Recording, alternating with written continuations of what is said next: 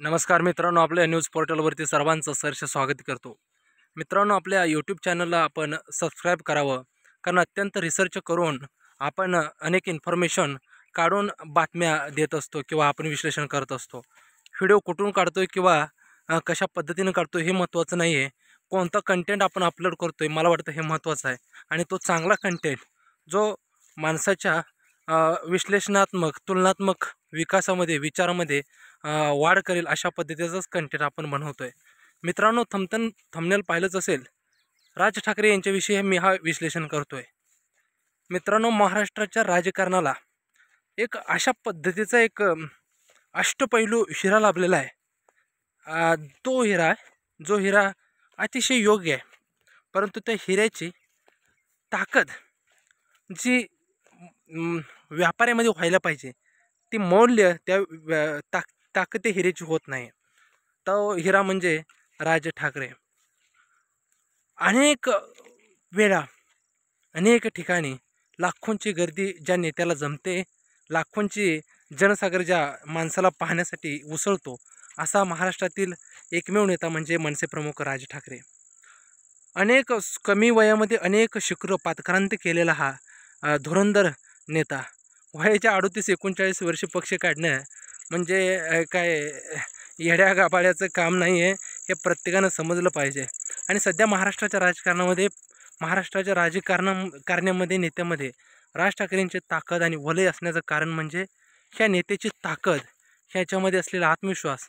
आणि हा जर नेता चालायला लागला, हा प्यादा जर का चालायला लागला, तर कुठंवर चालू शकतो त्या नेत्याची पल्ला, त्या नेत्याची पकड, हे सर्व राजकीय नेते जाणून आहेत. आणि त्यामुळेच राज ठाकरे यांचं वलय आहे.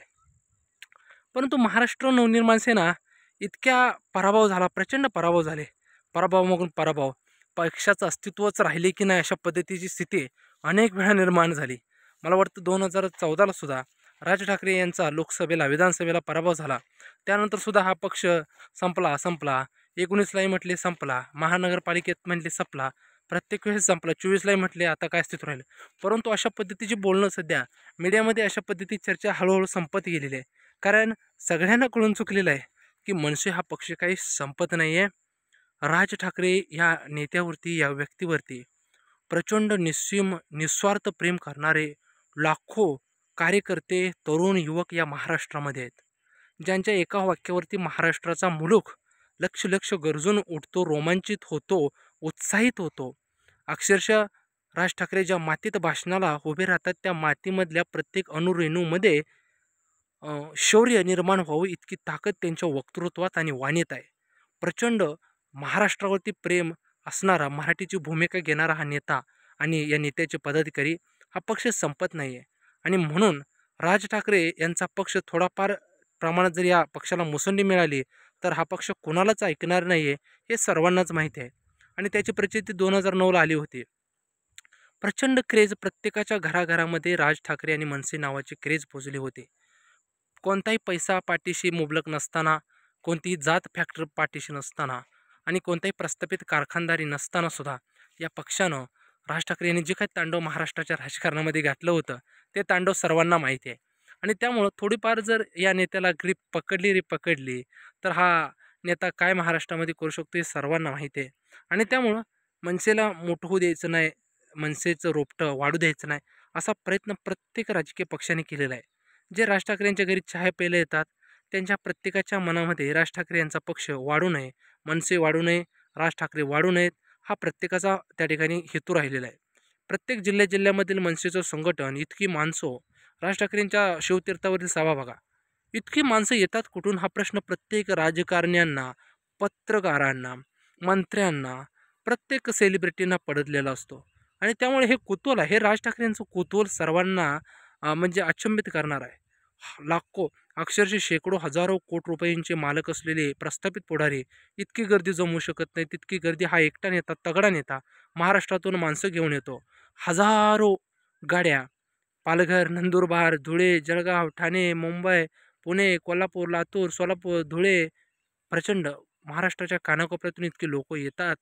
त्यामुळे हे कुतूहल राज ठाकरेंचं जर का एखाद्या दिवशी लाटेत परावर्तित झालं आणि राज ठाकरे नावाची लाट पुन्हा एकदा जर का निर्माण झाली तर ती लाट कुणालाही सोसणार नाही हे सर्वांना माहिती आहे.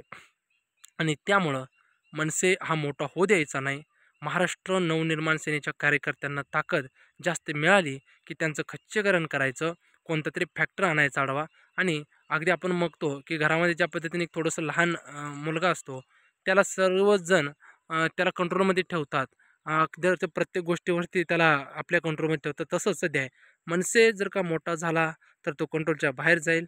आणि त्यामुळं महाराष्ट्र नवनिर्माण सेनेला प्रत्येक गोष्टीमध्ये कंट्रोलमध्ये ठेवण्याचा प्रयत्न सध्या चालू आहेत. तुम्हाला काय वाटतं? राज ठाकरे यांच्या पक्षाविषयीचे सध्याच्या ज्या काही गोष्टी चालू आहेत, अगदी पक्षाची मान्यता रद्द करायची आहे, अमुक करायचं आहे, तमुक करायचं आहे, या सर्व गोष्टी तुम्हाला वाटत असेल की वेगळ्या पद्धतीनं चालू आहेत, उत्तर भारतीय विरोधात भूमिका घेतल्यामुळे चालू आहेत, परंतु तसं नाही आहे. कोणत्याच पक्षाला सत्ताधारी असो विरोधक असो, राज या नावाला मोठं व्हायचं होऊ द्यायचं नाही आहे.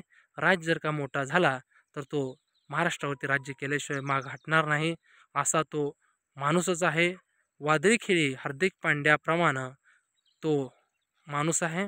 आल्यानंतर जर का त्याच्या बॅटिंगचं रूपांतर वादळात झालं तर ते वादळ महाराष्ट्रात कोणतंच अडवू शकणार नाही. पक्ष सगळ्यांना नेस्तनाबूत होऊन महाराष्ट्राच्या राजकीय सिंहासनावरती ह्या पट्ट्या विराजमान झाल्यास नवल वाटायला नको. त्यामुळं राज ठाकरे आणि मनसे हा पक्ष सर्वांच्या पोटात खुपतोय असं सध्या दिसतंय. कमेंटच्या माध्यमातून आपण सुद्धा आपणास प्रतिक्रिया कळवू शकता. धन्यवाद.